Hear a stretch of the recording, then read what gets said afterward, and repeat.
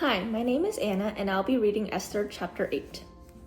That same day, King Xerxes gave Queen Esther the estate of Haman, the enemy of the Jews.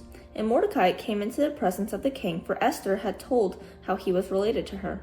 The king took off his signet ring, which he had reclaimed from Haman, and presented it to Mordecai. And Esther appointed him over Haman's estate. Esther again pleaded with the king, falling at his feet and weeping. She begged him to put an end to the evil plan of Haman the Agagite, which he had devised against the Jews. Then the king extended the gold scepter to Esther, and she arose and stood before him.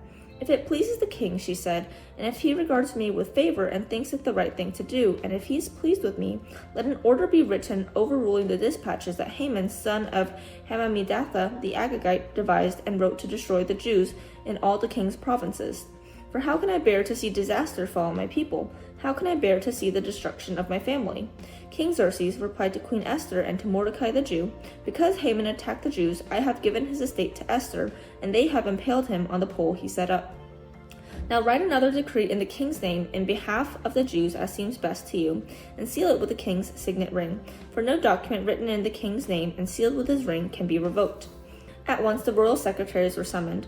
On the 23rd day of the 3rd month, the month of Sivan, they wrote out all Mordecai's orders to the Jews and to the satraps, governors, and nobles of the 127 provinces stretching from India to Cush. These orders were written in the script of each province and the language of each people, and also to the Jews in their own script and language. Mordecai wrote in the name of King Xerxes, sealed the dispatches with the king's signet ring, and sent them by mounted couriers who rode fast horses, especially bred for the king.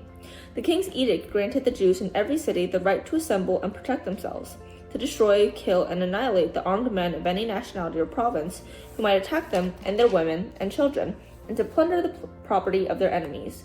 The day appointed for the Jews to do this in all the provinces of King Xerxes was the 13th day of the 12th month, the month of Adar.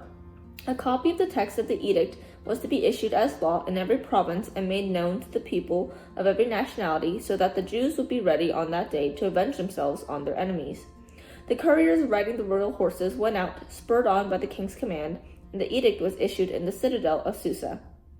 When Mordecai left the king's presence, he was wearing royal garments of blue and white, a large crown of gold, and a purple robe of fine linen. And the city of Susa held a joyous celebration. For the Jews it was a time of happiness and joy, gladness and honor. In every province and in every city to which the edict of the king came, there was joy and gladness among the Jews, with feasting and celebrating. And many people of other nationalities became Jews, because fear of the Jews had seized them. This is the word of the Lord.